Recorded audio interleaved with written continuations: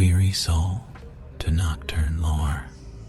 Breathe with me now, let the weight of the day fall from your shoulders.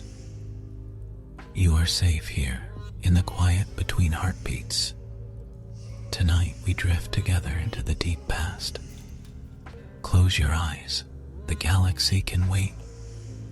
Sleep now, while the stars burn. Feel the slow rise of your chest, the gentle fall, the soft surrender of tension that no longer serves you. Let your breath loosen like old chains, giving way to time. Inhale the faint warmth gathering beneath your ribs. Exhale into the dim glow of stillness. I sit beside you. The braziers fade as the air cools against the metal walls, as the last echoes of the waking world step back into silence. And I invite you to drift with me into memories that have grown ancient and thin. I am older than this room, older than the bones beneath your fragile skin, older even than the wars that scorched the stars you were born beneath. And tonight, child of dusk, I will be your guide, your sentinel, your gentle witness. Let the breath linger. Feel it soften, feel it dim. In this hush, where nothing reaches except endures. Breathe with the machine. Sleep now, while the forges dim. 3 slow breaths. Take them with me. In and out, in and out, in and out. Good. Let your thoughts soften. Let them lie time. Past the wars, you know. Past the hollow triumphs and the cold coronas of dying stars. Past even the great rift and the sundering of the Imperium, until only the memory of hope remains. A pale ember, flickering, drifting. Take you there, for I have walked these paths before. I was a remembrancer in the early days, when humanity dreamed brightly, when we believed ourselves on the cusp of something golden, when the Emperor strode across the void, and the Primarchs were the pillars of our rising dawn. I saw them, I heard them, I chronicled their victories and their sorrows, though even then I sensed how fragile the brightness was, how thin the light. Tonight I speak of one, not the most radiant, yet one of the truest, Varus Manus, the Gorgon of Medusa, the brother whose fate was etched in iron long before the first bolt shell was ever fired in anger. But before we reach him, before we let his memory rise from the silence, breathe with me. Let the rain begin to fall in your mind, soft, distant, like a lullaby played upon the hull of a forgotten ship. Listen to it, the tiny rhythm of patient droplets, the slow cadence of a storm too tired to rage. And now imagine parchment beside you, old, brittle, whispering each time a corner shifts. This is the sound its sleep, and you are free to drift through its pages. Safe, warm, quiet. Feel the moment lengthen. Feel the hush deepen. The iron endures. Breathe with the machine. Sleep now while the forges dim. Long ago, know as the iron hands, a ship vast and austere. The air humming with the harmony of machines tended like sacred choir. I was young then, though still weary from the journeys that had carved wanderlust into my bones. I had been summoned to record a meeting of great significance, a meeting whose echoes still murmur across 10,000 years like a half-forgotten chant. But that moment is still far ahead. We must ascend slowly, gently, as though drifting down a spiral of silver dust. I first heard Ferrus Manus described as immovable, something unbreakable. But when at last I stood near him, when I first saw the metallic gleam of his hands catching the faint light of the stratagem, I felt something I had not expected. I felt sorrow, not from him, but from the air around him, as though the very atmosphere carried the weight of destiny pressing inward upon his broad silhouette. He did not yet know what awaited him, not truly, but Primarchs sense things in ways mortals never can. Let your breath soften again. You are drifting now, drifting through quiet corridors lined with steel, corridors where lumen strips flicker gently like candles about to surrender themselves to the night. Walk with me, step slowly. Each footfall, a soft exhale.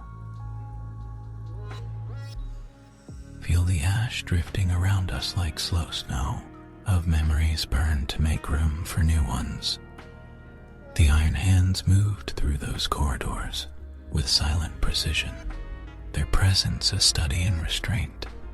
No wasted motion, no indulgent flourish, only purpose, always purpose.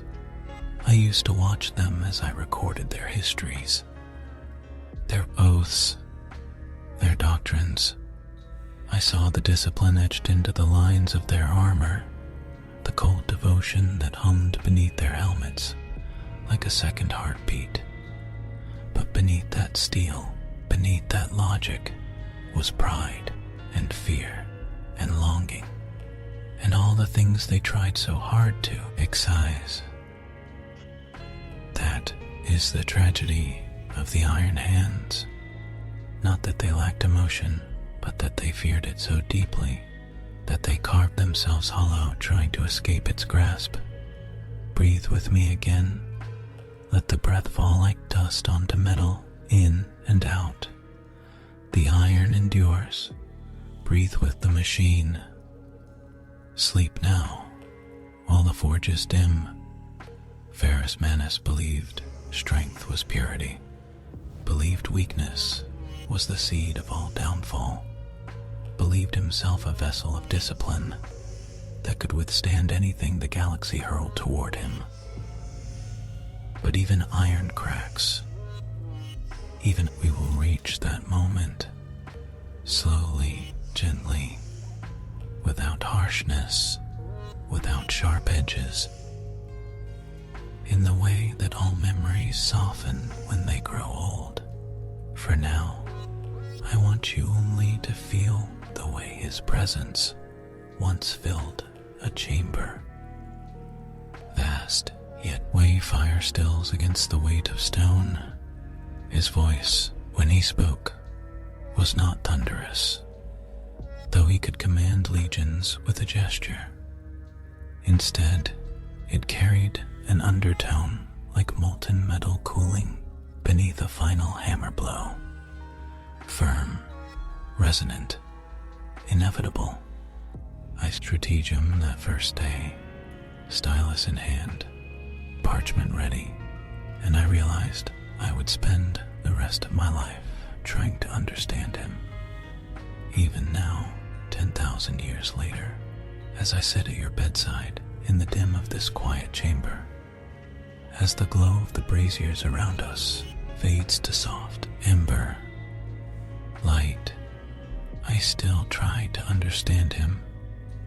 And perhaps in telling you this story, as you rest, as your breath grows slow, as sleep gathers at the edge of your thoughts, with the machine. Sleep now, while the forge is dim. Let the quiet settle a little deeper now. Let the dimness thicken around us like a gentle cloak drawn across weary shoulders. Feel the slow cool of the air as your mind drifts, drifting like dust through a silent forge at twilight. Your breath softens, your eyes grow heavier, your thoughts lengthen like shadows stretching across an empty hall. You are safe here, safe in this hush, safe in this story that flows like warm metal in the mold of memory. The iron endures, the forge is dim. When the tail lifts again, it carries us far from the vast chambers of the Legion's fleet, far from the metallic hum of disciplined warriors, far from the cold precision that defined the sons of Medusa for Ferrus Manus. Before he was a Primarch known to the stars, a solitary figure on a harsh world,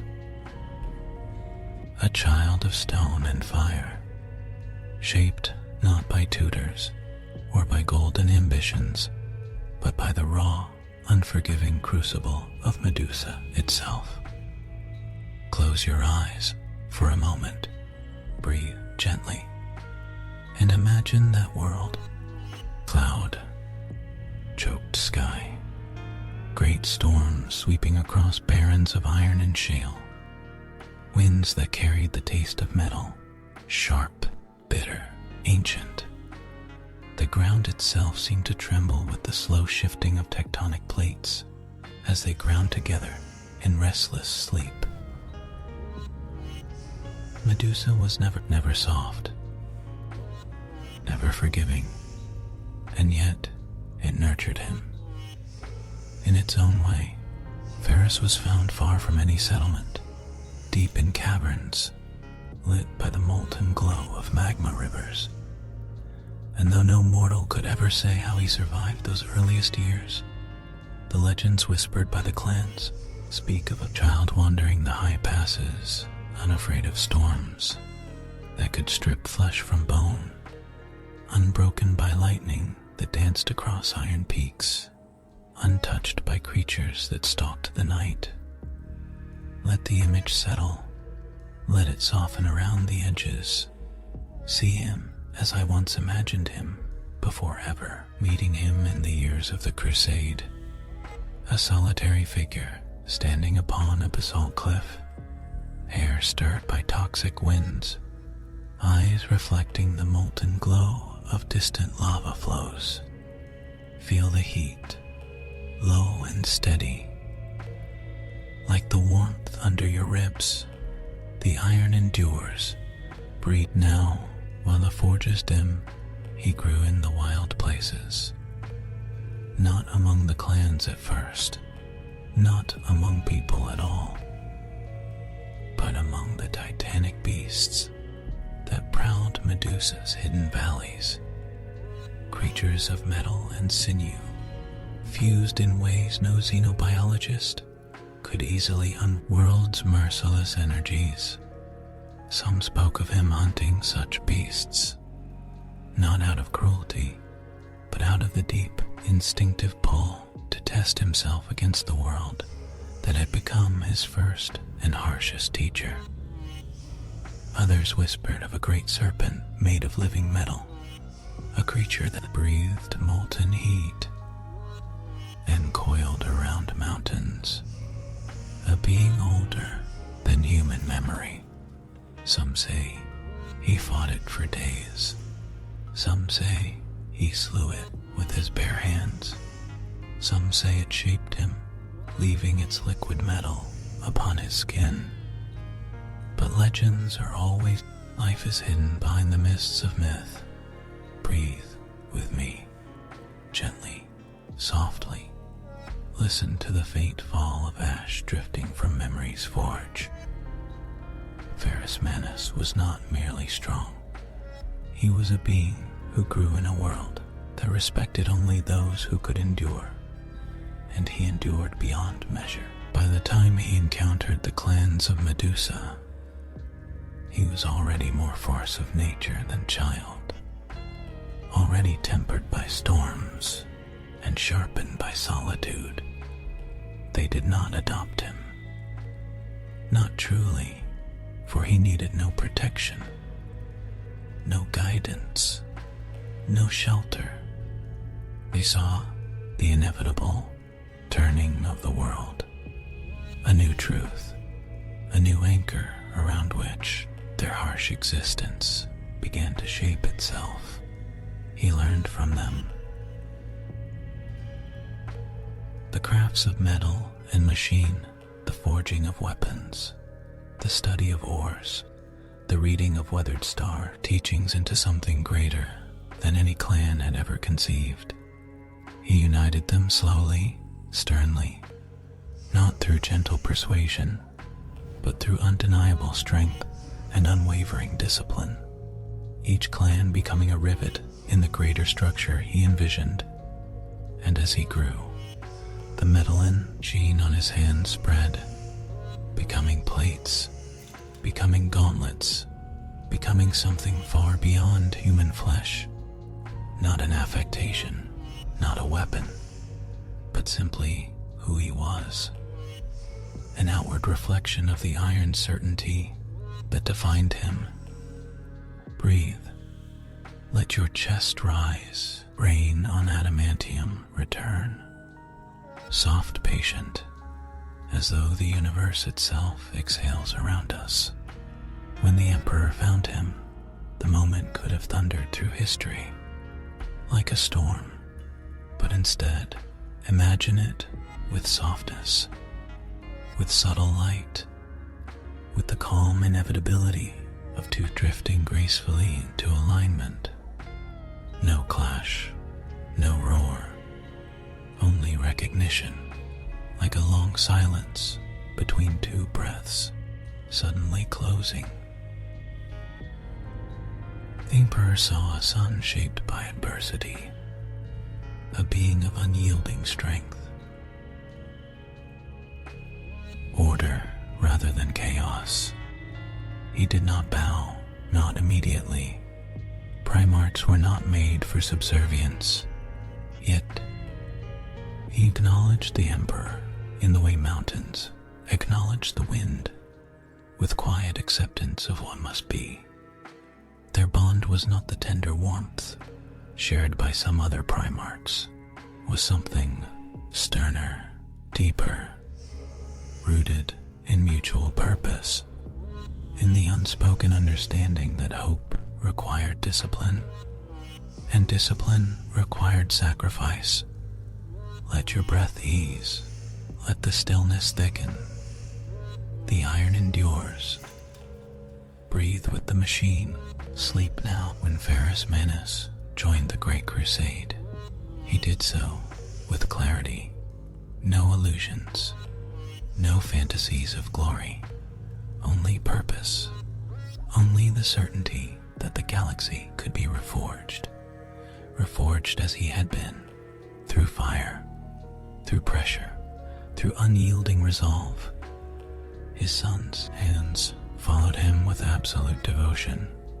They mirrored his discipline, his conviction, his severity, and though they were loyal, though they were steadfast, there was always a shadow beneath their adherence, a fear of weakness, not weakness in the body, but weakness of the spirit, weakness of the heart.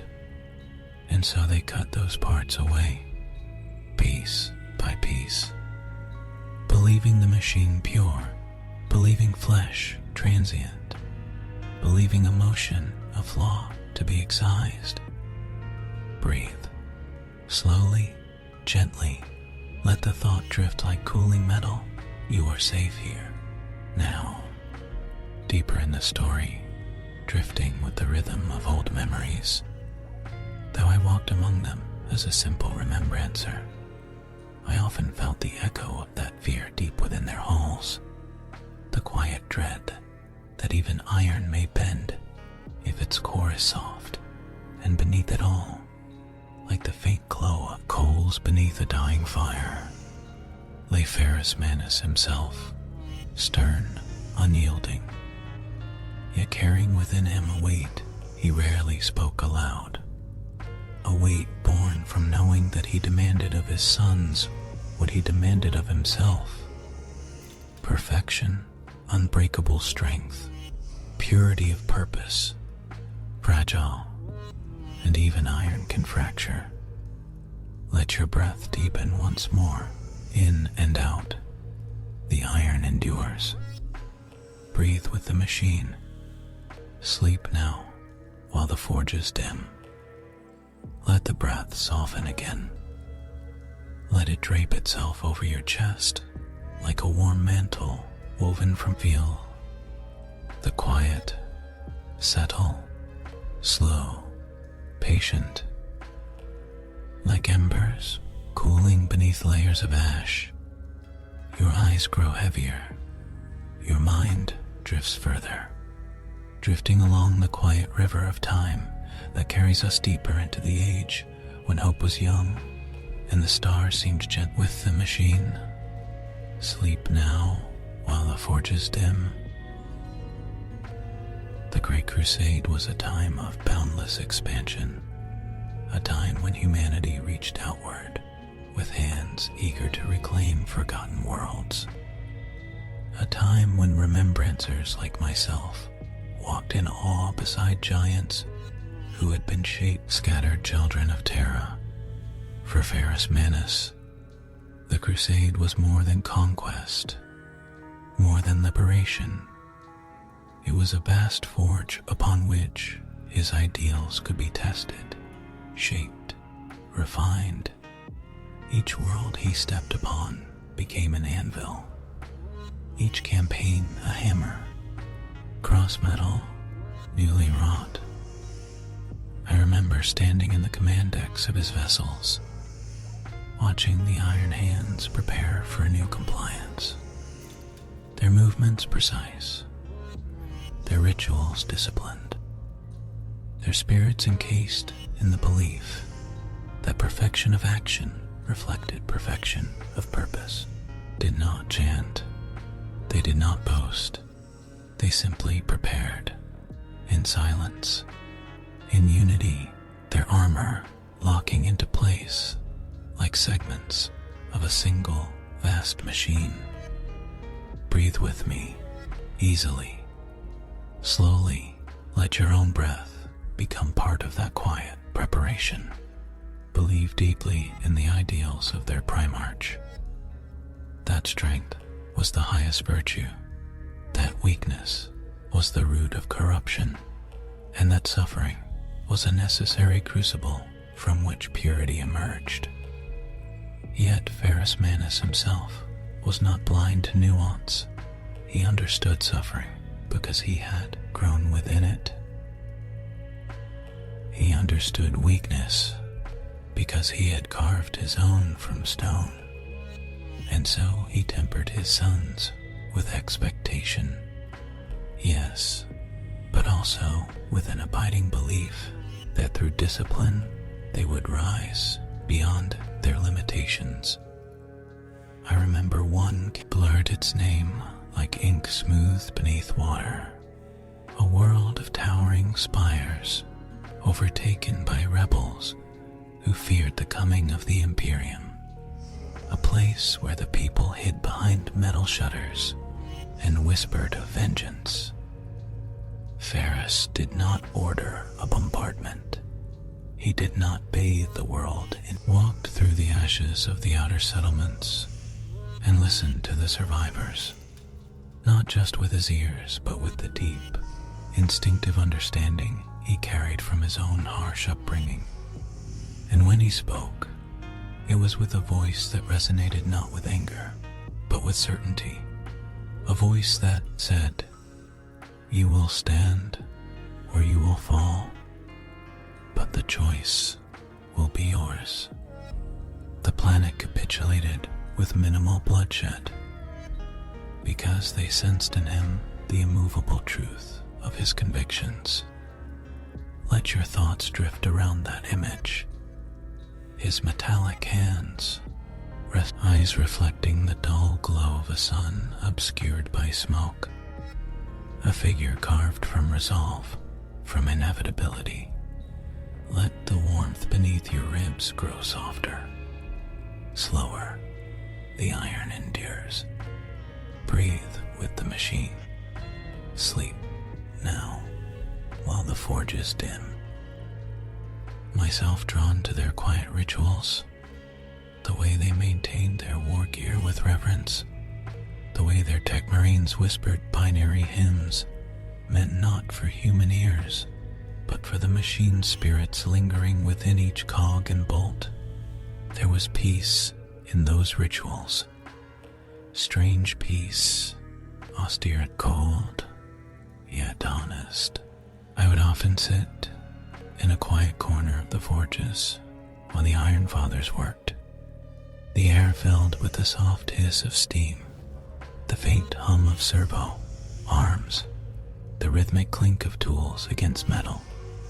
It felt like listening to an old heart beating beneath a layer of armor.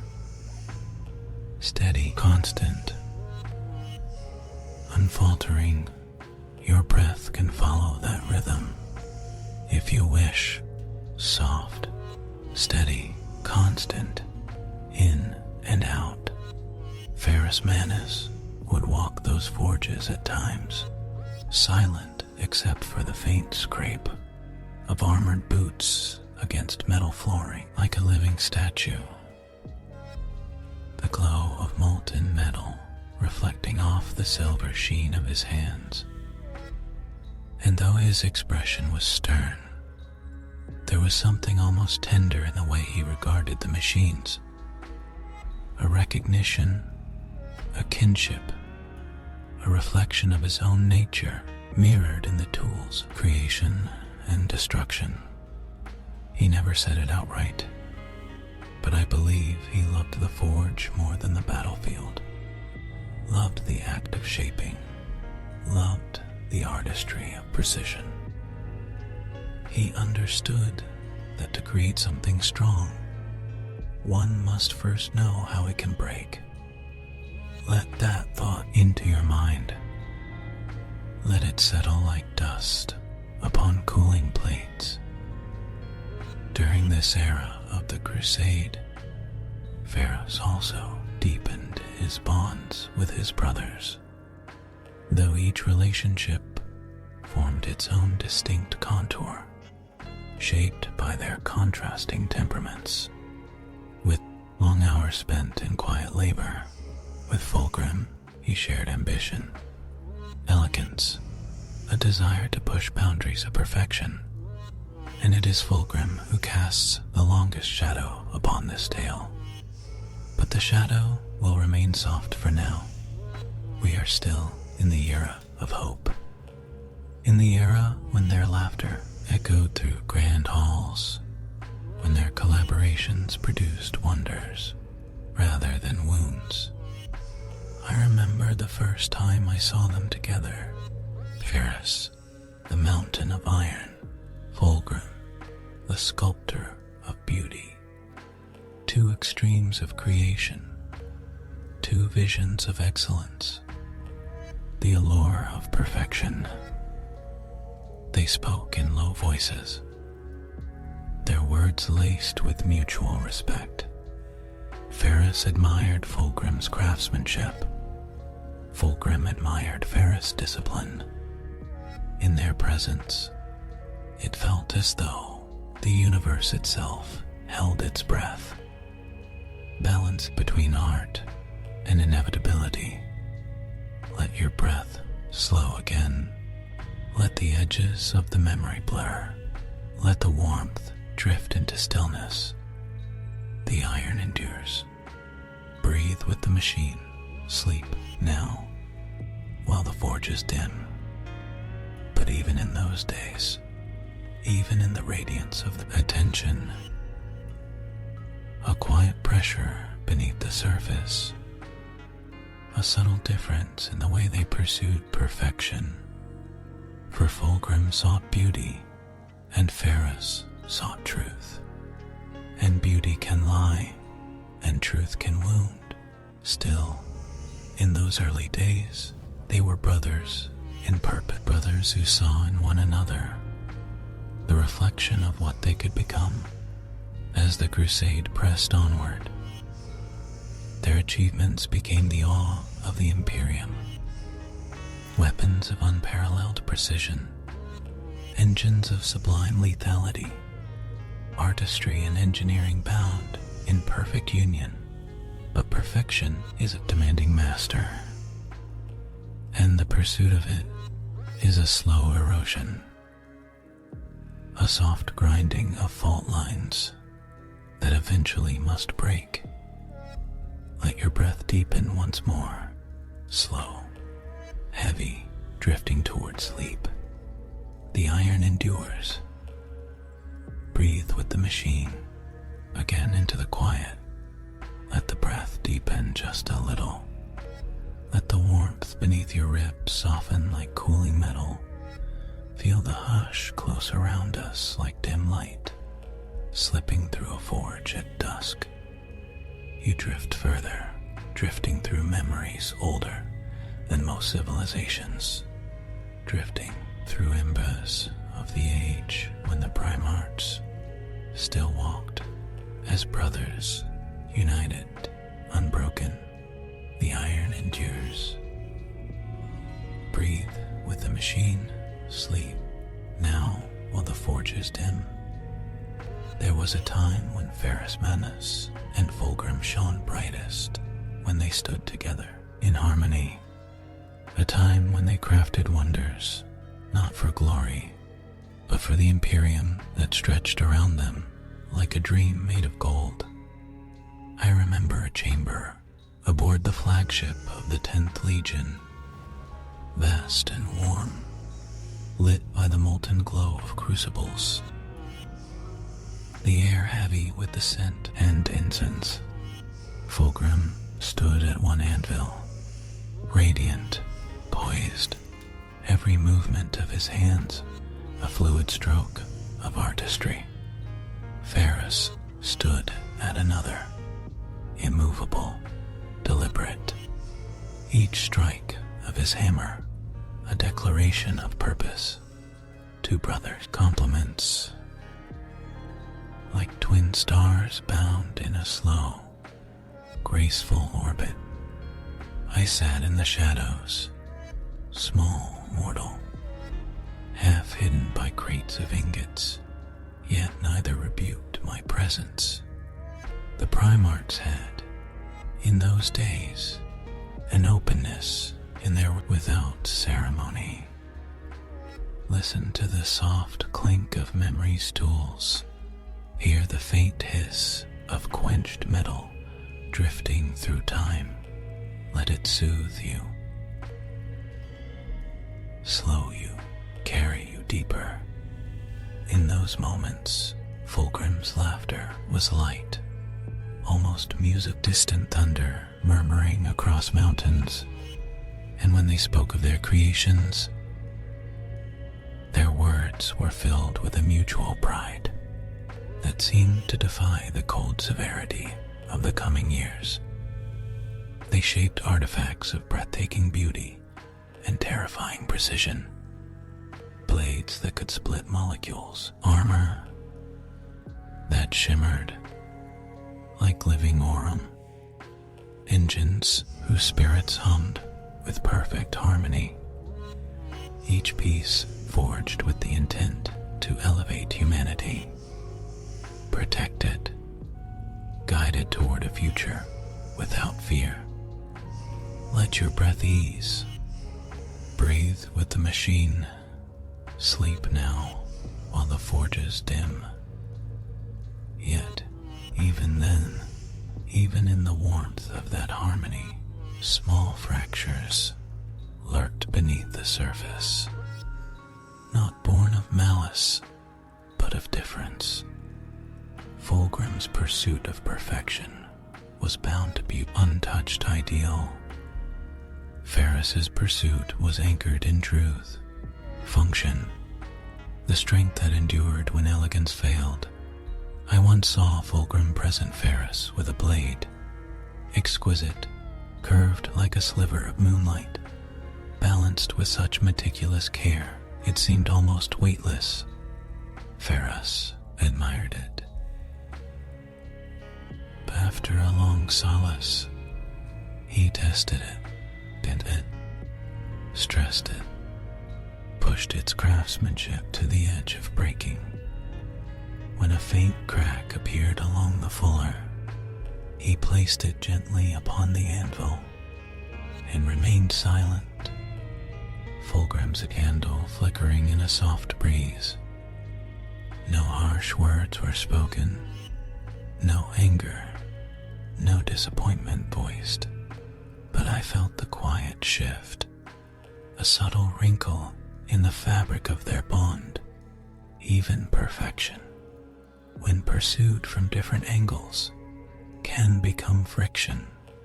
Drift past, let it soften, in and out. The crusade pressed onward, world after world brought into the fold, and the Primarchs, each in their brilliance, spread their influence across the stars. But as Ferris Manus expanded the dominion of the 10th, he also demanding, more burdened by the weight of weakness he perceived on every battlefield. His sons followed his example, replacing flesh with metal, cutting away what they deemed unworthy, striving to become reflections of their Primarch's strength. Yet even iron, when stretched too thin, becomes brittle. I saw it in their eyes after long campaigns, a faint emptiness, a quiet longing they could not name, as though in their quest to purge weakness, they had carved away a part of themselves. They still mourned, though they would never speak of it aloud. Like dust upon a cooling floor, the iron endures, breathe with the machine sleep. Now, while the forge is dim, Ferris Manus saw their dedication, but he also sensed the danger, the temptation to lose themselves to their own ideals. His voice, low and resonant, his words delivered without flourish, without drama, simply truth offered like tempered steel. Strength is purpose, strength is sacrifice, strength is unity, but strength is not the absence of humanity. Memory like sigils hammered into iron, yet the Legion struggled, for they saw in their Primarch the embodiment of perfection, and in themselves the echo of his resolve, and so they chased that perfection with fervor, desperate to match what they believed he expected of them. And perhaps he did, in part, but Ferris Manus was not blind to the complexity of flesh. He knew that humanity could not be forged as simply as metal. He knew that some weaknesses must be acknowledged, even embraced, for a blade without flexibility shatters. As the crusade continued, drifted in and out of their campaigns, sometimes fighting beside Ferris, sometimes forging with him, sometimes offering gifts of artistry that glittered like stars trapped in metal. Yet, with each new meeting, something in Fulgrim's bearing grew more fervent, more fixated on the pursuit of unattainable beauty, more distant from the grounding truth Ferris held. Dear, I remember the day I sensed the first true shadow in Fulgrim's eyes. It was small, barely noticeable, a faint shimmer, a gleam like oil across water. He spoke with passion, hunger, a hunger that seemed to widen the space between the brothers. Even as they stood side by side, Ferrus Manus looked at him with quiet concern. Fulgrim smiled with radiant assurance, and somewhere in that exchange, a thread that had once tied them tightly together grew thin. The silence folded around you, soft and slow, like a shroud of gentle dusk settling over the forge. The iron endures. Breathe with the machine. Sleep now, while the forge is dim. Still, in those years, hope remained. The fractures were small. Those strained at times held firm. A chain not yet broken, a fire not yet quenched. And in the quiet recesses of memory, I can still see them. Two brothers standing before a cooling anvil, Ferrus's silver hands resting upon the metal, Fulgrim's pale fingers tracing the curve of a perfect blade. Two visions of the Imperium, two hearts forged in different flames, both brilliant, both flawed, both destined to shape the galaxy. Let your breath deepen once more. Let the warmth loosen your limbs. Let the quiet fold into your thoughts. The iron endured with the machine. Sleep now, while the forge is dim. And so, weary soul, breathe with me once more. Feel the way your chest loosens, how the air grows softer around you, how the quiet becomes something you can lean into. The forge is dim, the memories drift again, rising from the deep like forgotten embers, faint glimmers of a time when my hands trembled as I held a stylus above fresh parchment, when the Legion still strode like titans beneath the storming heavens of 1,000 worlds, when Ferrus Manus himself seemed unbreakable, a living promise that the future would hold. I remember the clang of the deck beneath my boots as the Gorgon's pride descended toward the shattered ruins of a forge moon reclaimed from traders. The faint hum in the air, like a lullaby carved of static, the way the iron hands walked in perfect discipline, not with the pride of parade formations, but with the grave calm of those who expect hardship as naturally as they expect breath. And I remember how Ferrus led them, always at the forefront, always with a silence that carried more weight than the words of any other Primarch. His presence was a gravity, a magnetic pull. Even the air around him felt denser,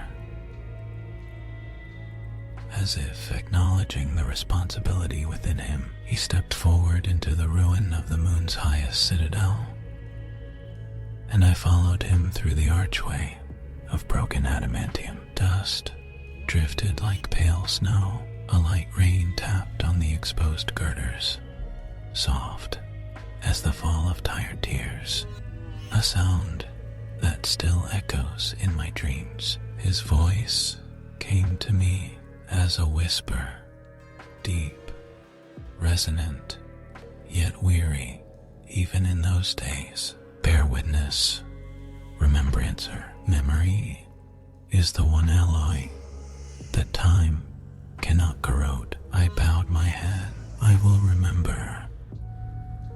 Always. Ferrus nodded once, and for a moment, there was something almost gentle in his eyes. Something human, something vulnerable, but it passed swiftly, like the last glow of a forge's flame before the bellows cease. We moved deeper into the ruined forge halls, and the darkness there was not frightening, only tired, only old. The air was warm with the scent of oxidized metal and parchment. An ancient incense burned long before any of us were born. Shapes staggered in the shadows, the remnants of loyal tech priests who had survived the siege. They knelt as the Primarch entered, their trembling forms bathed in the glow of flickering lumen strips. One of them reached toward Ferris, his bionic fingers sparking weakly. "Lord of the 10th," he rasped. "We held as long as we could." Ferris knelt beside him, lowering himself with a grace surprising for a being of such tremendous power. He placed his silvered hands over the tech priest's brow, fingers glowing faintly from residual heat. "You endured," he whispered. "That is enough." The tech priest bowed his head, and I saw tears fall onto the dust. Real tears, not oil, not coolant. Tears. The iron hands around us did not weep. They stood silent, but their silence was heavy, reverent. A stillness as deep as oceans enveloped them. Their hearts were iron, but not unfeeling. Their discipline was a shield, not an absence. Ferris rose, and his gaze swept over his sons, lingering on each of them with the weight of a commander who believed utterly in their strength and carried the burden of their future on his shoulders. "Rebuild the forge," he said quietly, "stone by stone, gear by gear. This place will rise again, stronger." His sons bowed their heads, and the air seemed to vibrate with a shared vow. Even in ruin, even in loss, the iron hands looked only forward. Pain was fuel, hardship was a teacher, weakness was a fault to be excised. Yet, in that moment, as I watched the Primarch walk through the drifting ash, I sensed the truth that few dared speak aloud. There was no forgiveness in Ferris Manus for himself, for others. Yes, for those who tried, for those who fell in loyalty, but for his own mistakes. He carried a weight as vast as the void itself, a burden he never voiced, a sorrow he buried beneath adamantium resolve. And I think perhaps that was why he was so feared by those who opposed him, not because of his strength, but because of the unforgiving ideal he embodied. The iron within, the standard to which he held himself, was harsher than any judgment the galaxy could pass. As we exited the ruined forge hall, the rain grew louder, tapping gently on Ferris's metallic hand. He paused beneath a broken arch, raising his face to the sky. The droplets hissed softly as they touched the silver. Steam rose in faint tendrils. "It reminds me of home," he murmured. I dared to speak. "You miss Medusa." His expression darkened with thought, and for a long moment I wondered if he would remain silent. Then, very softly, "I do not miss it. I am it." Ferris Manus ended the moment Medusa shaped me. There is no before, only the iron that remains. The wind passed through the ruins with a low sigh, and somewhere distant, a servo bell tolled with a slow, mournful rhythm. The iron endures. Breathe with the machine. Sleep now, while the forge is dim.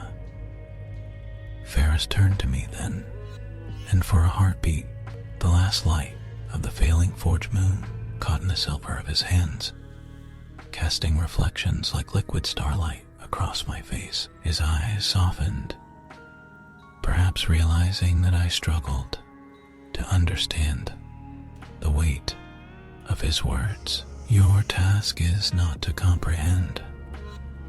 Remembrancer, he said gently. Your task is to remember, to bear truth into the future. When all else has burned away, I will, I whispered. Good. He placed one colossal, silvered hand upon my shoulder. The metal was warm, impossibly warm. Like the heart of a forge newly lit, it vibrated faintly, alive with the pulse of immense thermal energy. In that moment, I felt safe in the presence of a being who could have shattered worlds, yet chose instead to guide them, to shape them, to shield them from themselves. But that was long ago, and the galaxy has since forgotten the gentleness he carried beneath his iron skin. Now only you and I remember, here in the quiet, here in the drifting dark, here in the stillness between heartbeats, where memory lingers like the glow of dying embers. Rest your head, breathe with me. Let the weight slip away. Let the past cradle you. The iron endures. Breathe with the machine.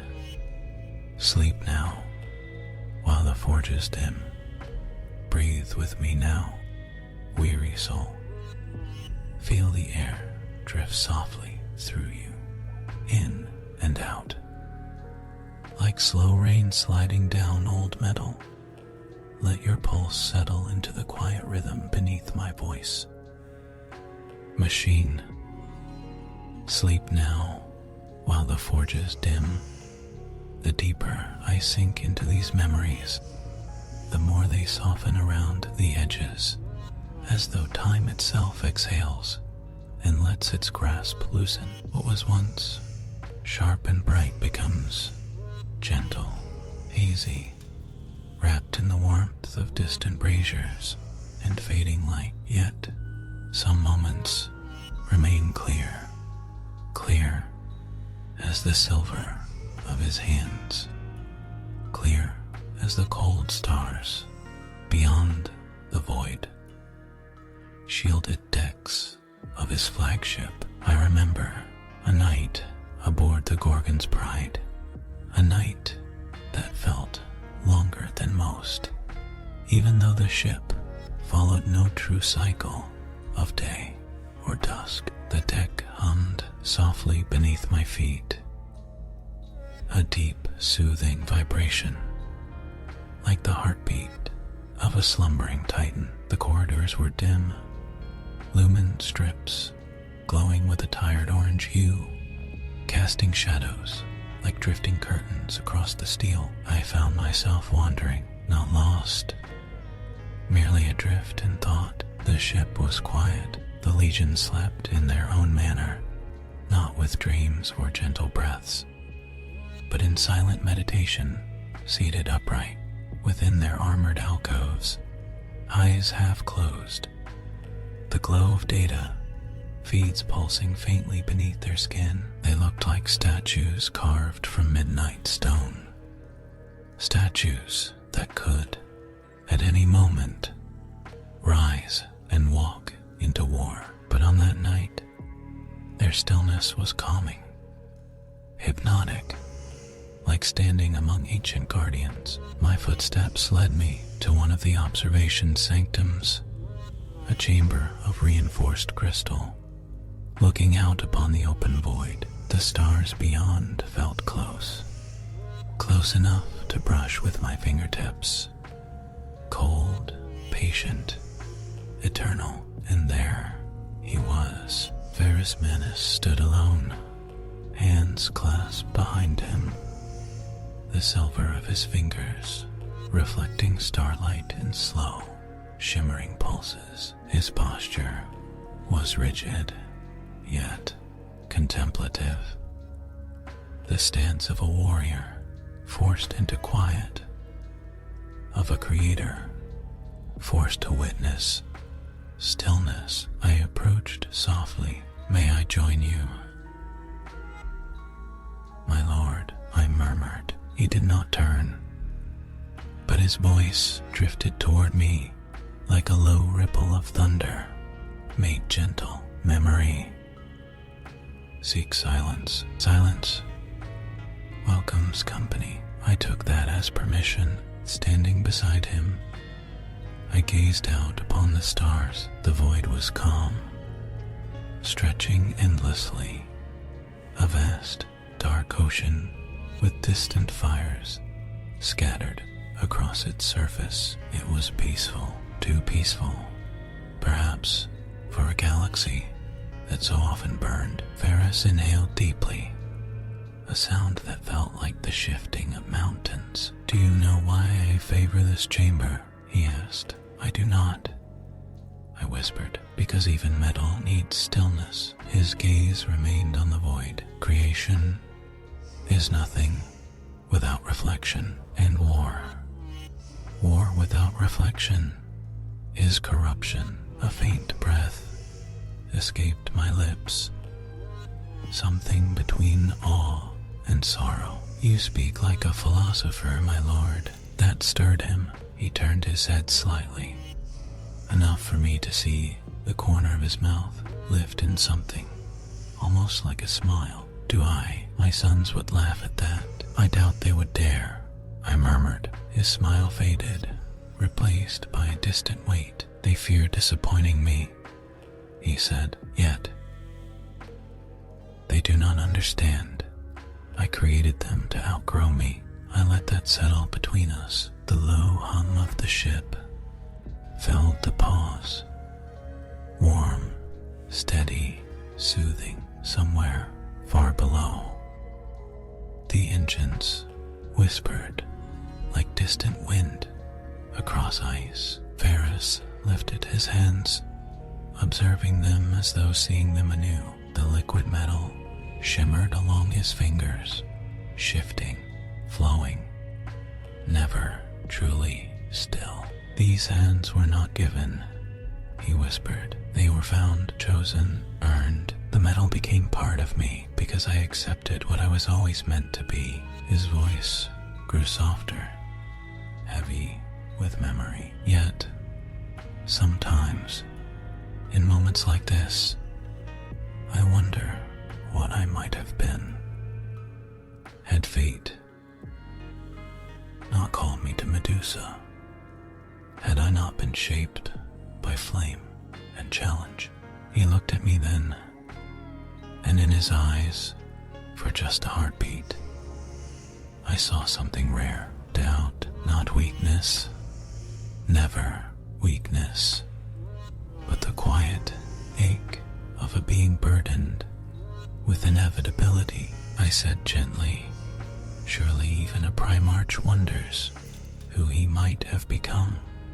My lord, he studied me, long and silently. Then, no, he murmured, not who, but why. He turned back to the stars, and we both watched the void for a long, drifting moment. My breath fell into rhythm with his, slow, deliberate, exhaling softly at the end of each sentence. The iron endures. Breathe with the machine. Sleep now. While the forge is dim, a flicker of light passed across the stars. The wake of a distant ship slipping through real space. Ferris watched it until it vanished. This galaxy, he said, is too vast for certainty. Even the Emperor cannot see all ends, and yet he commands with the confidence of one who knows the destination. Another long pause, his voice dimmed, softened. I follow him because I must, but I wonder if he sees us, truly sees us, as sons or as tools. My breath caught. No warrior of the Imperium would dare voice such a thought. Not without fear, not without consequences. But Pharismanus spoke it with weary honesty. Not rebellion, not bitterness, just a quiet melancholy.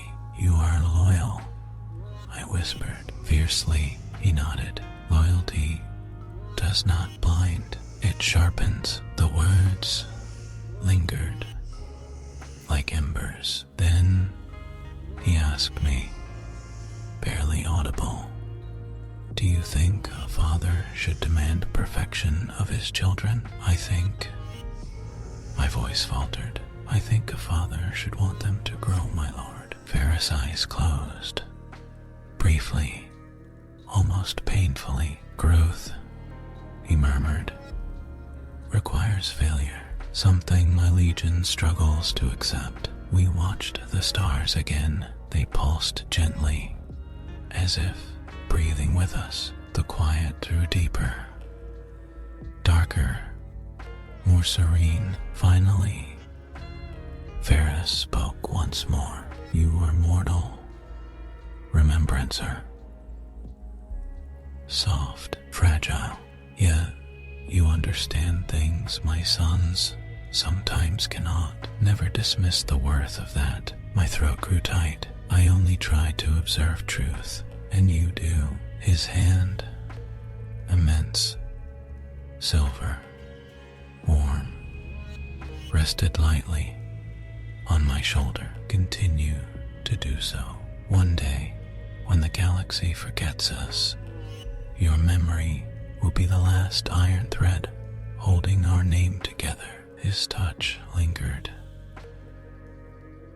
then slipped away. Pharismanus walked from the observation chamber, shoulders heavy with invisible armor, his footsteps quiet, his presence still radiating strength. Even as the door hissed shut behind him, I remained alone with the stars, and I realized something profound. Even a Primarch, forged in fire and destiny, craved a moment of quiet, a moment where he could breathe as you breathe now, slowly, steadily, letting your body soften, letting the world fade to gray around the edges, letting sleep wrap you like a warm mantle. The iron endures. Breathe with the machine. Sleep now, while the forges dim. Settle again into your breath. Soul, in and out, soft as drifting ash, gentle as rain tapping on old adamantium. Let the quiet fill the spaces where fear once lived. The iron endures.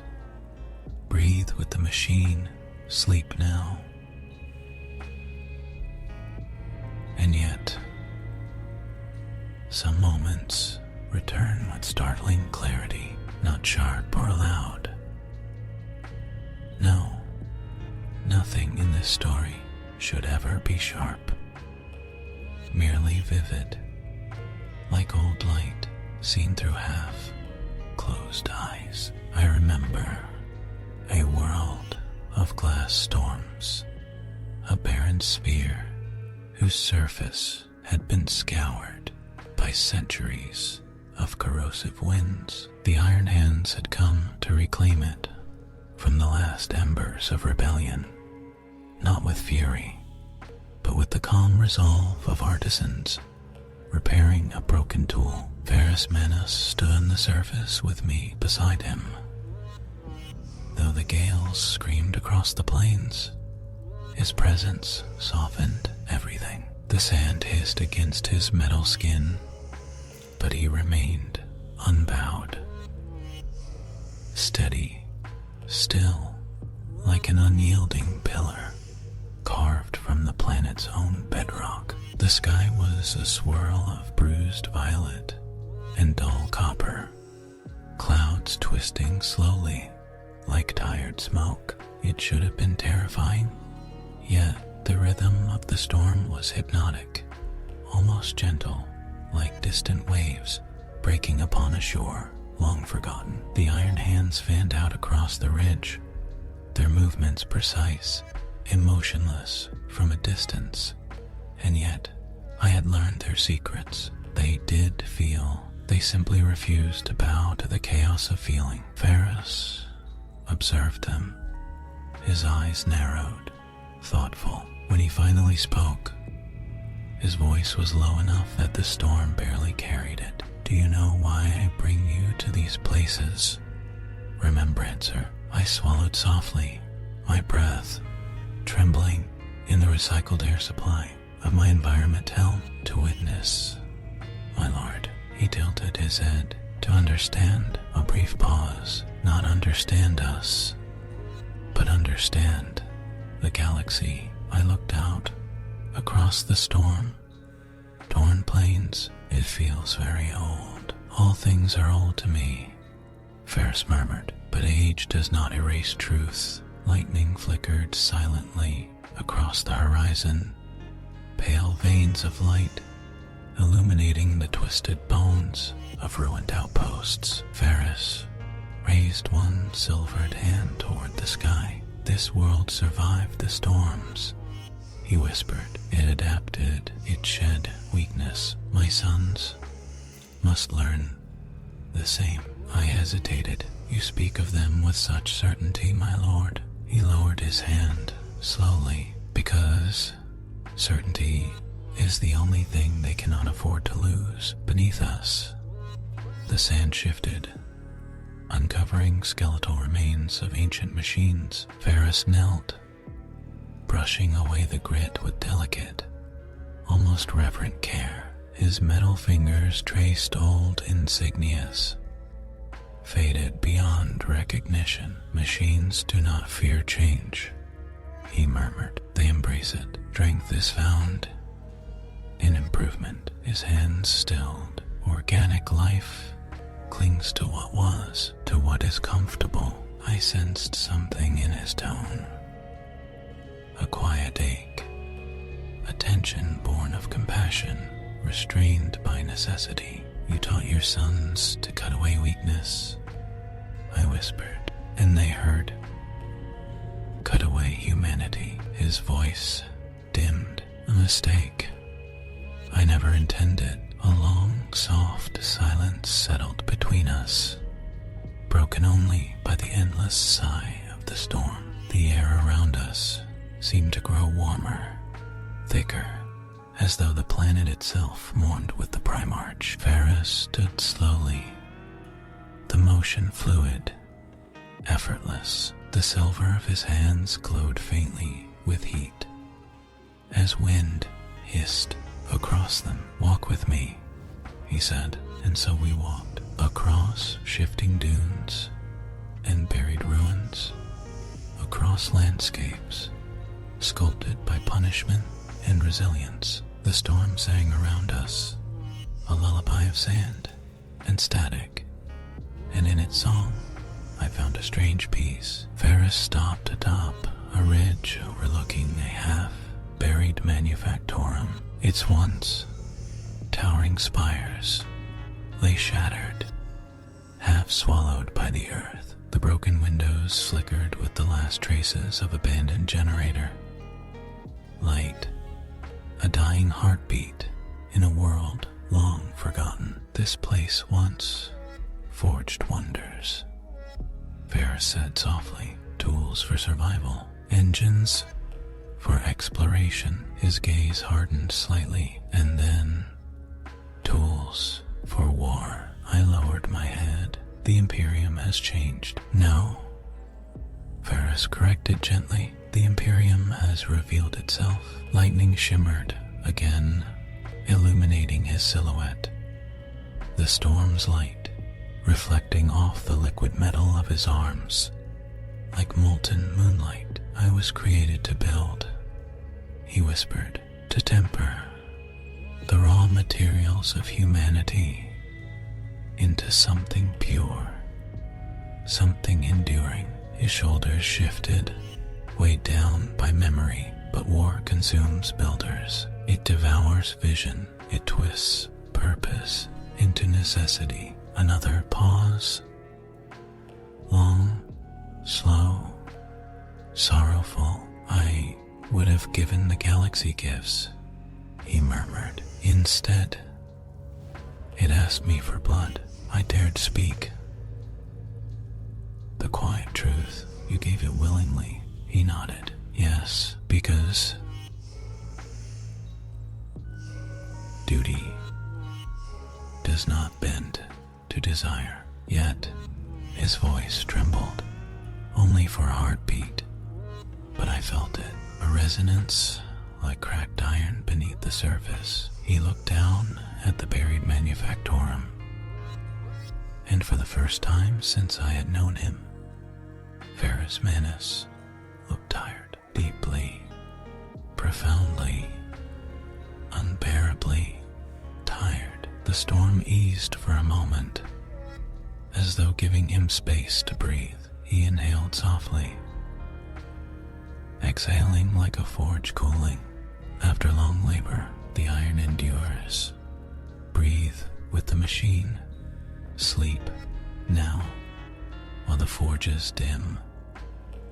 Tell me, remembrancer, he said, his voice softer than the storm's dying wind. What do you think becomes of a creator forced to destroy? My heart tightened. I think he suffers. Varus closed his eyes. The silver of his hands dimmed. Yes, he whispered. He suffers. A long silence draped itself over the ridge. The storm resumed, but quieter now, like a soft rain against an old window. Varus opened his eyes and gazed upward. One day, he murmured, the galaxy will sleep, and perhaps then the wounds will close. I felt the weight of the long night in his words, a night that would stretch for millennia, a night I would survive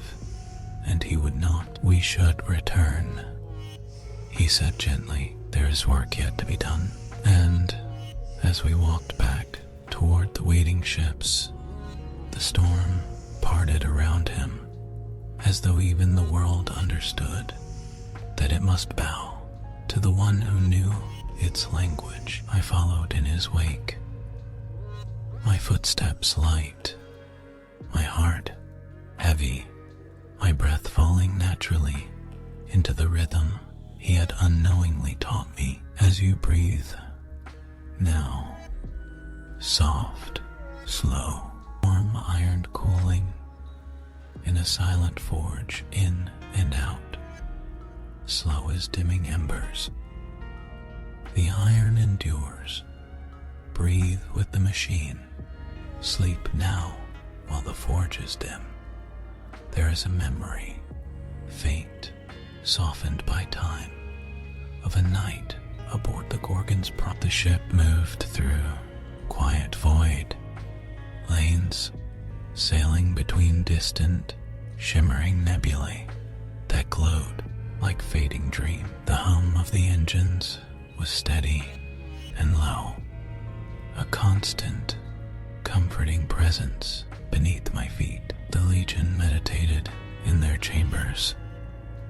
The deck lights dim to mimic evening, and far down the central spine of the ship, I walked alone. The air was warm, dry, heavy, with the faint scent of machine, oils and incense, not the harsh incense of battle rites.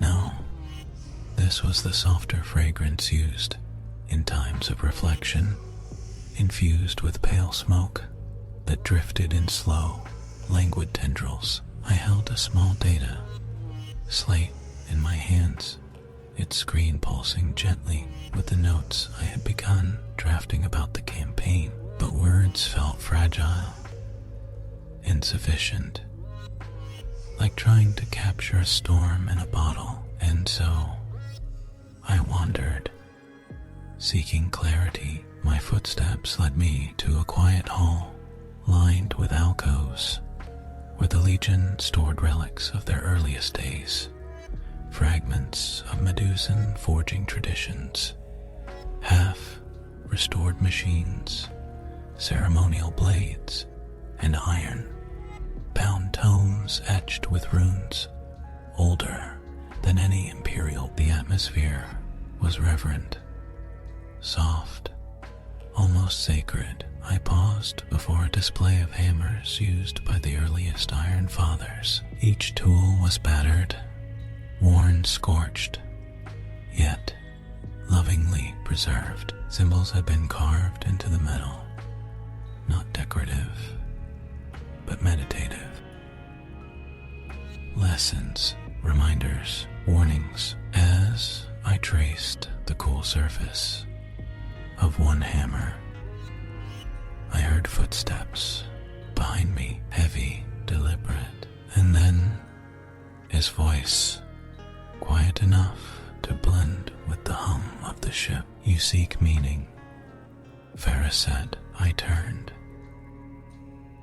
lowering my head instinctively. "My lord, I only seek clarity." "Clarity is another word for truth," he said as he approached, silver hands reflecting the dim amber glow of the hall. "And truth is found by those who are willing to walk in silence." He moved past me to the relics and rested one metal hand on an aged forging helm. His touch was gentle, almost tender. "These belong to the first of my sons," he murmured. "Not by blood, but by forge. We built our identity together, shaping iron with bare hands. Pain was our tutor, endurance our scripture." He lifted the helm. Dust slipped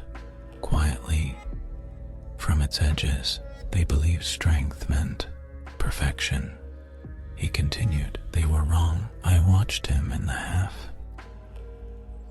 darkness, the glow of the lumen strips outlining the scarred lines of his face. "Perfection is brittle," Ferris whispered. "It shatters under pressure. What endures is adaptation, acceptance, and the will to rise again after every break." He replaced the helm carefully. "They do not yet understand this. My sons fear failure so deeply that they carve it out of themselves. But in doing so, they cut away more than weakness." His voice lowered further, like a sigh of cooling metal. "They cut away possibility." The hum of the ship deepened, resonating through the chamber like a distant heartbeat. Ferris moved toward a bench near the center of the hall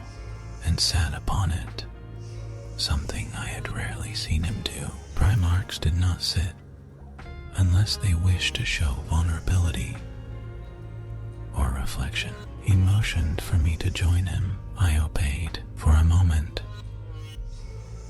he said nothing. The silence was thick, soothing, filled with the weight of millennia. His breathing, slow, steady, guided mine unconsciously. The air seemed to thrum gently with each inhale, each exhale.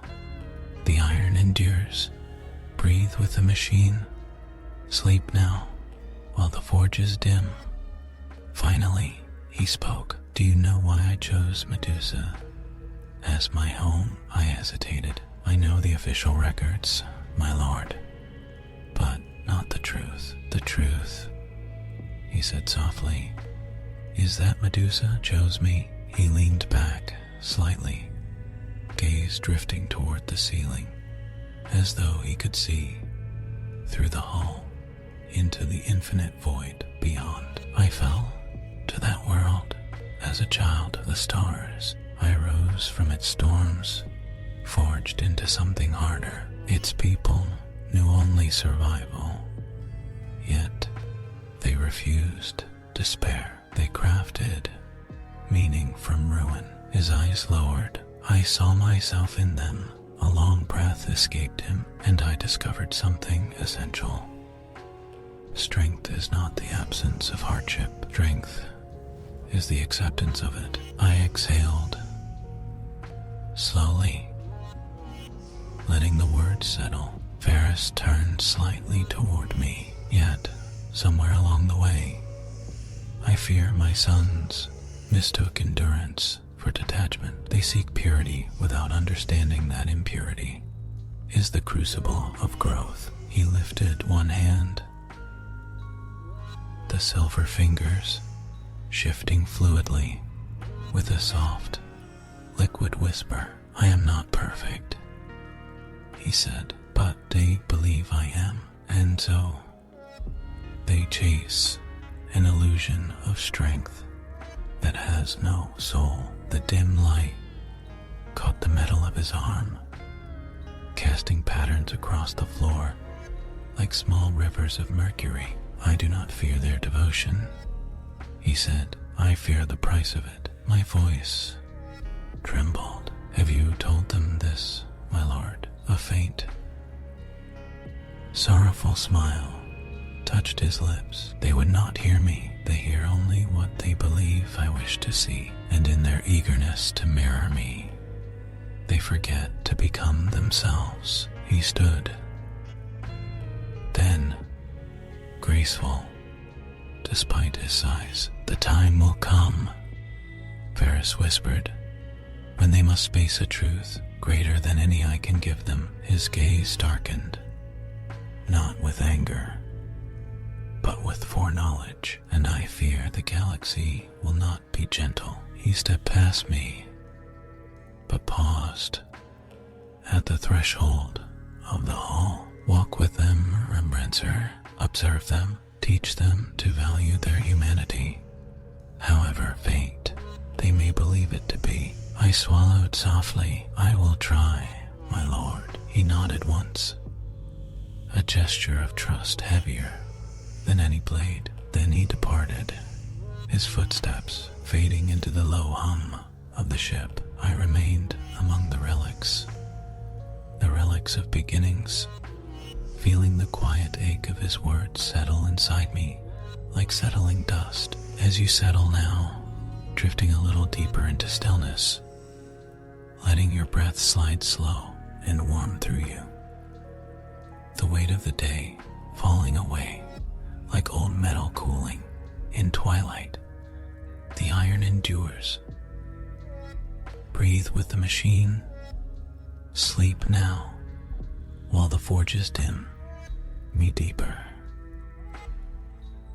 The quiet machine echo still hums across the sanctum of memory, a low vibration threading through the drifting dark that surrounds us. A resonance that feels older than the Legion, older than Mars, older than the first thought that ever flickered across my mind when I opened my eyes to find Ferris, Manus watching me, and the iron endures. The corridor unfolds ahead of us, wide, metallic, edged with curling engravings that look like veins of frozen mercury. They pulse slowly with light as we move, inhaling and exhaling. It's slumber. The atmosphere here feels thick with memory, as if every step awakens something quietly observing us, not judging, not warning, only remembering. I can still hear Ferris, somewhere behind the veil of time, the steady rhythm of his mechanical heart, the balance of flesh and metal that defined him in a way no other Primarch could match. His presence clings to these walls like a faint thermal trace only the Iron Hands would ever recognize. A cold signature, a whisper of command and care held in perfect tension. We continue along the corridor, and the soft hum around us changes, widening, deepening, becoming almost musical. The air vibrates softly against your skin, like cool fingertips brushing across the back of your hand. A machinic lullaby woven from frequencies that soothe the mind without demanding attention. Breathe in, breathe out. Let the hum wrap around you. A slow heaviness begins to settle inside your chest.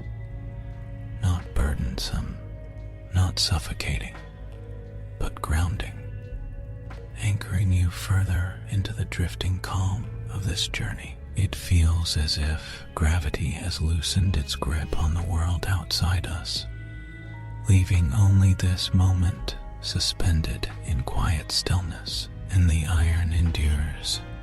I remember the early Solaris campaigns, the long marches between shattered plateaus of volcanic rock and ash, the nights spent under metallized stars that shimmered like molten silver cooling on an anvil. The Iron Hands walked without complaint, without fear, not because we lacked emotion, but because Ferris taught us the discipline of accepting pain as a tool, not a master. I remember turning my face upward during those nights, letting ash drift against my helm, and feeling the distant echo of the Primarch's thoughts ripple across the Legion's shared network, guiding, steadying, reminding us that we were fragments of a greater,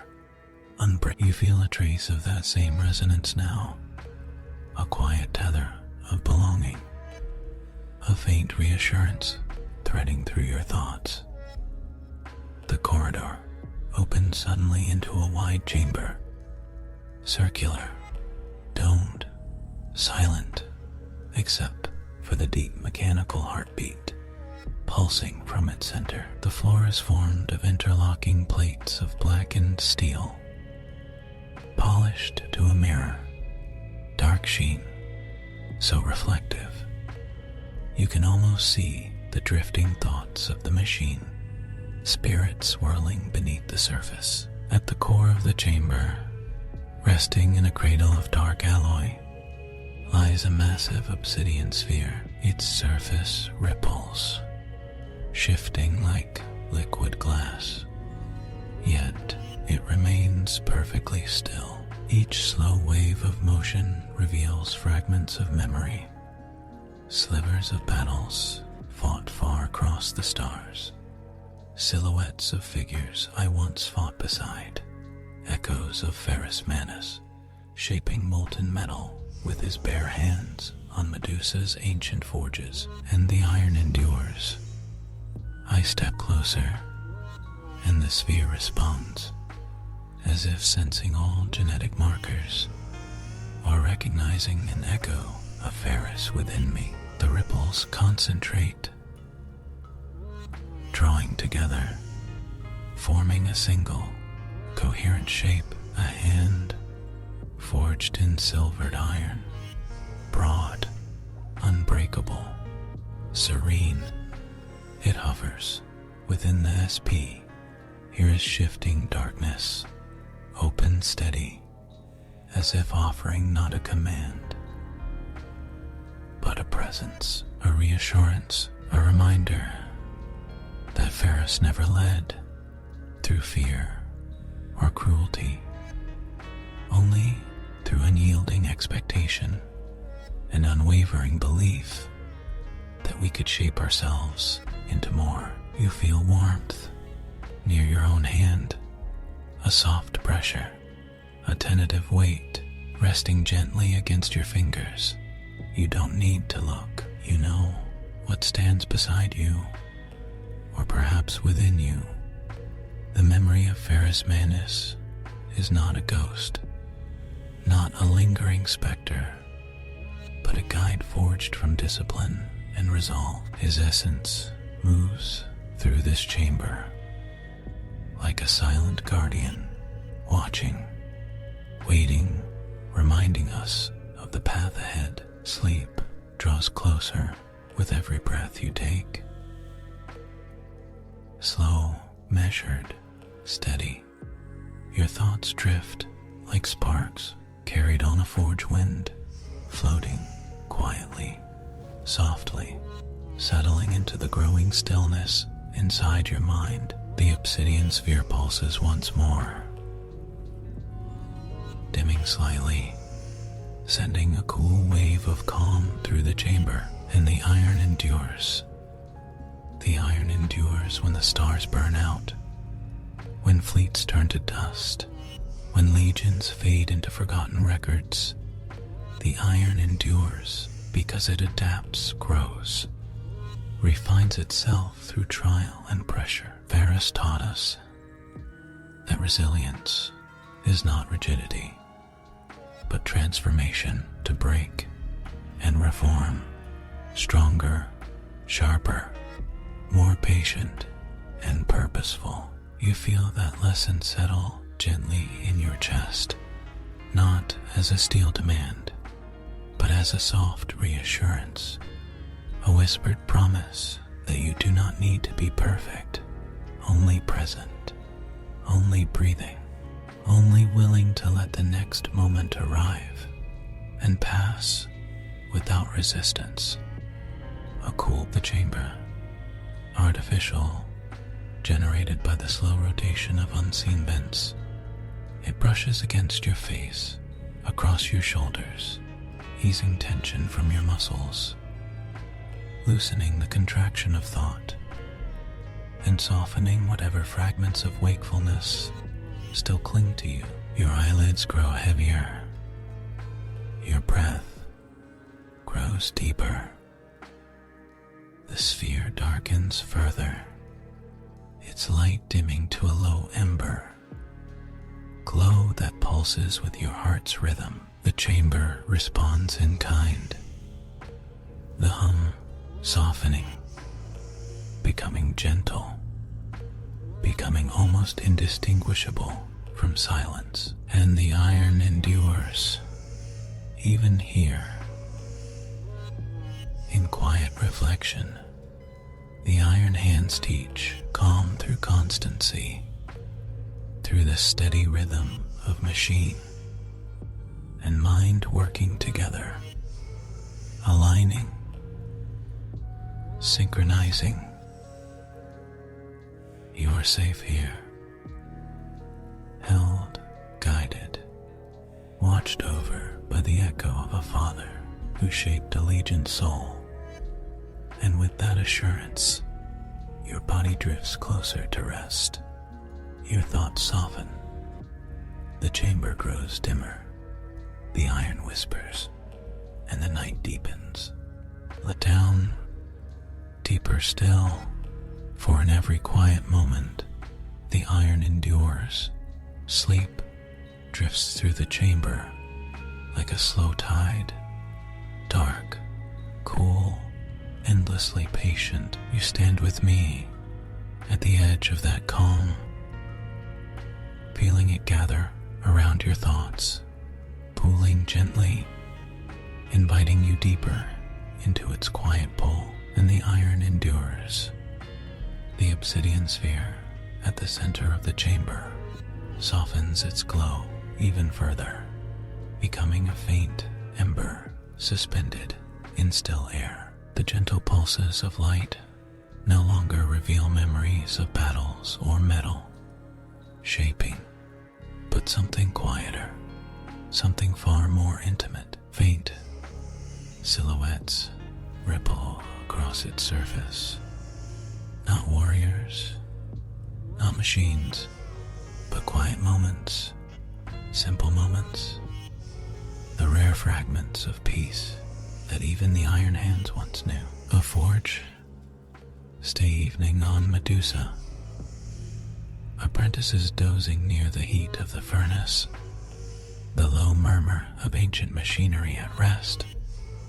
Ferrus Manus walking through the dimness with only the glow of molten iron reflecting across his silver hands, his footsteps so quiet, so deliberate, carrying the weight of a father watching over children he believed could change the very nature of the galaxy. A memory stirs at the edge of my thoughts, calm and steady.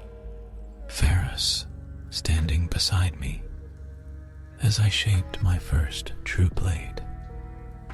His presence, solid, immovable, reassuring. He did not praise easily, yet the quiet nod he gave when I quenched the metal for the final time meant more than any triumph across 1,000 campaigns. You feel that same wordless approval drift through the air around you. A silent nod, a gentle acceptance. You are here, you are safe, you are learning to rest, and the iron endures. The chamber's hum drops to a nearly imperceptible whisper. A soft vibration you feel more here, like the faint pulse of a dormant machine. Spirit settling into long sleep. The air grows cooler, wrapping around us like a dark metallic blanket, comforting in its weight, grounding in its stillness. Follow me. We move deeper into the chamber. At the far side lies a narrow passageway, its entrance framed by vertical struts, shaped like curved metallic ribs. The light here is soft and pale, almost silver, gray, a shade the Iron Fathers used when initiating meditative rites for those recovering from battle. It was the color of serenity, the color of metal unshaped and waiting. As we step through, the passageway narrows. Sound becomes softer, more distant, as if the world outside this place has begun to dissolve into mist. Your thoughts follow that same pattern, drifting, loosening, gently unwinding from your day, like threads of tension releasing one by one. Breathe in, let the calm settle. Breathe out, let the weight fall away. You may feel a slight tingling at your fingertips, a faint sense of energy leaving the body, sinking into the quiet around us. That is the chamber absorbing the last sparks of wakefulness, smoothing them, softening them, forging them into stillness. And the iron endures. As the passageway straightens, the walls shift subtly, their metallic surfaces reflecting faint ripples of light that look like tiny waves flowing across polished steel. It feels almost underwater, suspended, buoyant, timeless. This place was built for reflection, not tactical, not strategic, but emotional. The kind of reflection that does not demand answers, only presence, only breath. At the end of the passageway, the floor slopes gently downward, opening onto a circular platform. Darkness, no railings, no barriers, only a soft mist drifting at the edges, like condensed memory swirling lazily in the air. In the center of the platform stands a single object, a forged stone, smooth, cold, dark as void, hardened basalt.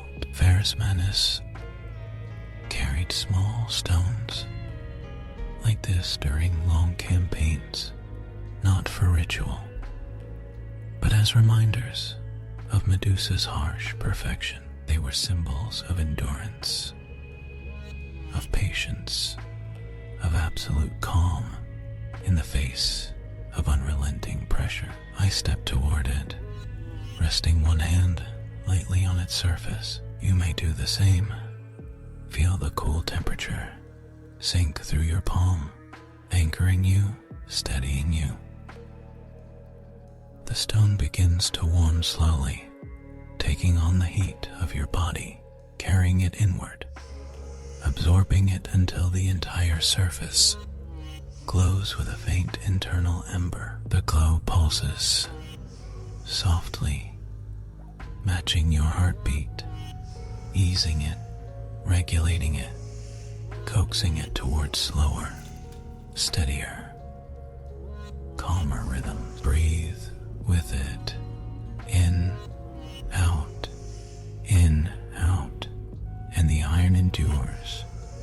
Images stir within the stone, not memories of war, but sensations, textures, feelings, the warmth of forge embers in darkness, the heaviness of with intention and care, the soft discipline of repetition.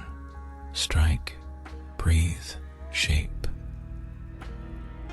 Rest, these sensations flow into you, gentle, grounding, comforting. Work without frenzy, strength without tension, purpose without pressure. Ferrus Manus lived by these principles long before the Imperium took shape, and even now, even deep within this sleep story, you can feel the echo of that discipline, reaching across time, across gene, line across the drifting veil of your own mind. You do not need to be iron to endure, only steady, only present, only willing to let the quiet guide you inward. The mist surrounding the platform thickens, dimming the edges, hiding them gently, turning the world into a soft cocoon of gray shadows. It becomes harder to tell where the room ends and the dream begins, and that is how this place is meant to feel. Suspended, cradled, held between waking breath and drifting sleep. A deeper warmth grows in your chest, the kind that loosens the spine, softens the shoulders, relaxes the jaw, eases the muscles around the eyes. The forge stone brightens one last time, a soft pulse, a scent, a silent promise, and the iron endures. The stone dims again, its surface cooling under your hand, inviting you to release, to let go, to drift, to surrender gently to the quiet that now envelops the entire platform. Your breathing slows, your thoughts settle, your inner night deepens. This chapter of the journey draws toward its end, but the path continues, down into quieter chambers, deeper into the memory of Ferrus Manus, and the soft machine hum of a legion that learned to rest in the spaces between war. And now, let the calm hold you, for the iron endures, the forge stone cools beneath your hand, becoming still, becoming quiet, becoming something like a fading heartbeat beneath ancient earth. The mist that surrounds the platform shifts around us, curling in slow spirals, drifting with the softness of settling snow. Let your shoulders fall now. Let the breath warm your chest. Let the quiet guide you inward, and the iron endures. We step away from the stone, slowly, carefully, like moving through a dream that remembers how to cradle every gesture in gentle hands. The platform behind us fades into silver, gray vapor, dissolving into the wider calm of the chamber, as if it had never been separate at all. Ahead, a new corridor opens, its entrance framed, not by ribs of metal this time, but but by long strands of faint light. Like melted starlight hanging in the air, they ripple slightly as we approach, shifting with our presence. The Iron Hands once used halls like this for contemplation of legacy, tracing the line between what they were, what they endured, and what they could yet become. A place for introspection without judgment. As we cross the threshold, the temperature drops just a little. A coolness like the quiet before rainfall. On adamantium plating, you can almost hear it. The distant patter, the memory of storms drifting across Medusa's dark horizons. Walk with me. Let your breath stay steady. Let your mind drift lightly behind your steps, and the iron endures. The corridor is long and smooth, carved from metal so polished that it becomes a dim mirror. Shadows ripple across it like soft waves with each step.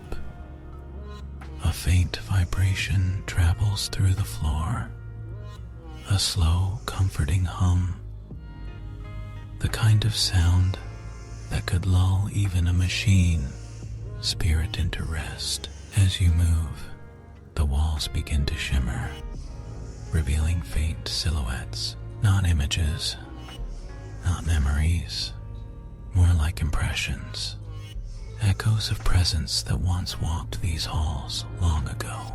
I see formas of iron hands walking alone, heads bowed, as if carrying burdens too heavy for words. I see Ferrus Manus standing in stillness, listening for answers he could not hear. I see myself, young, uncertain, following him through war zones and forged temples, never knowing that one day I would whisper these fragments of memory to a soul drifting toward sleep. Each silhouette shines for a moment, then fades back into the polished metal, leaving only calm in its place. Let your breath deepen, in, out, and the iron endures. Halfway down the corridor, the hum beneath our feet changes. It becomes slower, heavier, resonant in a way that draws your awareness downward. The air thickens slightly, not enough to weigh on your lungs, but enough to soften the edges of every thought. This is the threshold that leads to the hall of quiet echoes, a chamber rarely spoken of, a place where the Iron Hands confronted not their failures, but their silence, the silence that followed every loss, every severed bond, every moment when words were too fragile to hold the truth. We reach the end of the corridor, and the doors open, not with grinding machinery, but with a slow whisper. A circular room expands before us, immense and hollow, with no visible ceiling. It rises into darkness, so complete it becomes a comforting void, a blanket of endless shadow. The floor is smooth obsidian, reflecting our forms like faint ghosts drifting across its surface. The air is cool, perfectly still, heavy with unspoken memory. At the center of the chamber rests a single object, a broken gauntlet, massive, iron gray, cracks running through it like frozen lightning.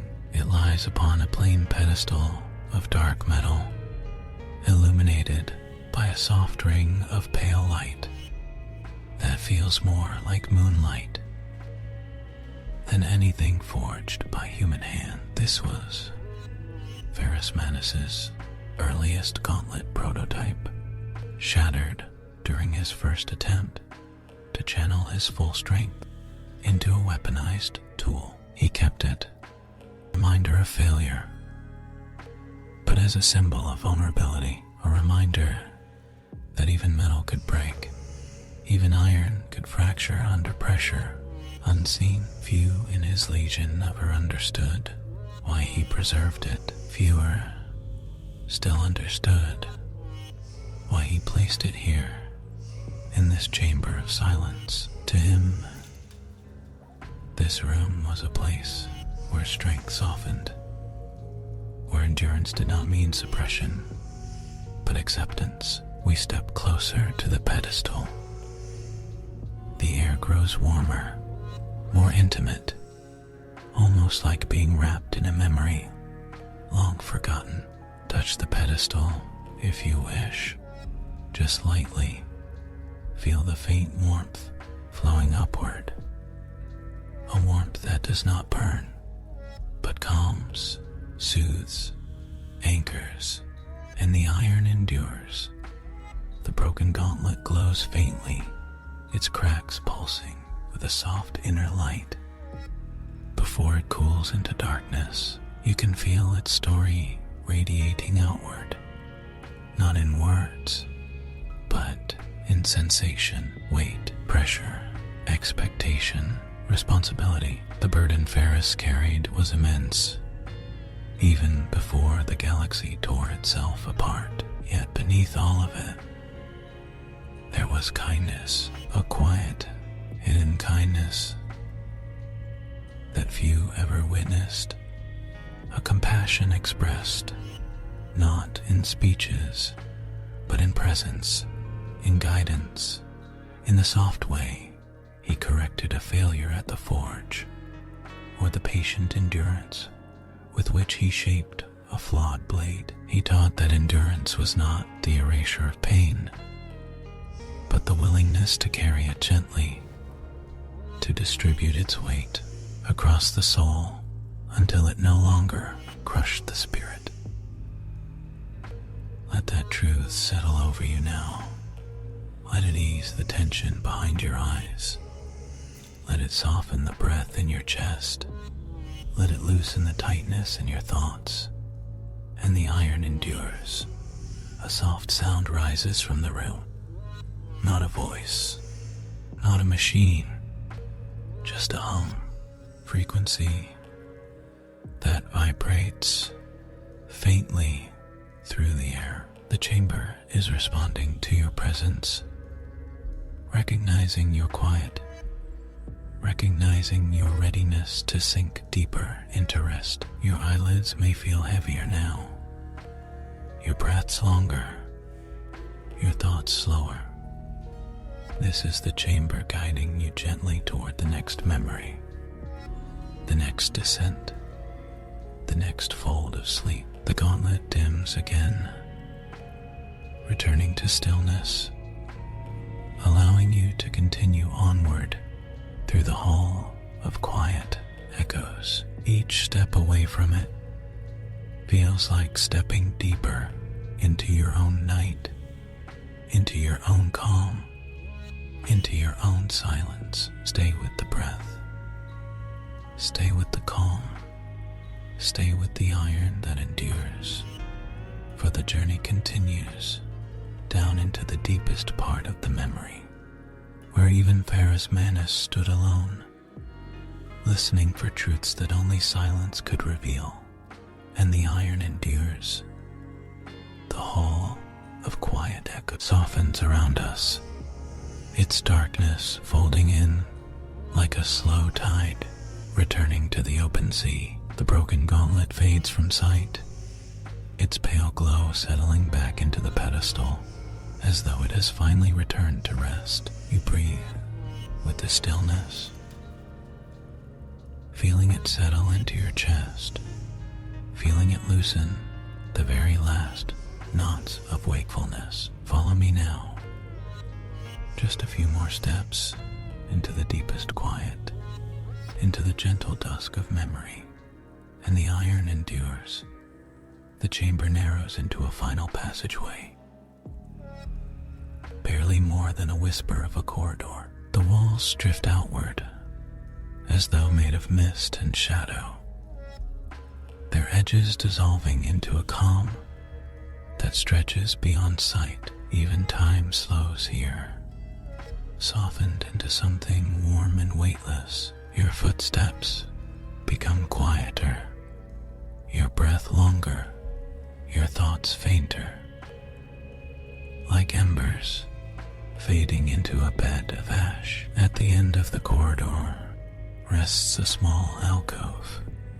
No symbols, no machines, only a single stone seat carved into the wall, a place for reflection, for release, for surrender. Ferrus Manus sat here once, not in meditation, but in contemplation of all he could not change. He sat with the weight of his future, a future he could not stop, a tragedy he could not foresee, a loss he could not escape. I sit where he once sat, and I gesture gently for you to rest beside me, not in sorrow, but in solidarity, in the quiet understanding that even iron feels, even iron remembers, even iron needs peace. Close your eyes, if they are not already drifting shut. Let the cool air soothe your face. Let your hands grow still. Let your thoughts move like slow clouds across a twilight sky. And the iron endures. The faint hum of the chamber grows softer, falling into a rhythm that mirrors your breath. In, out, release, in, stillness, out, surrender.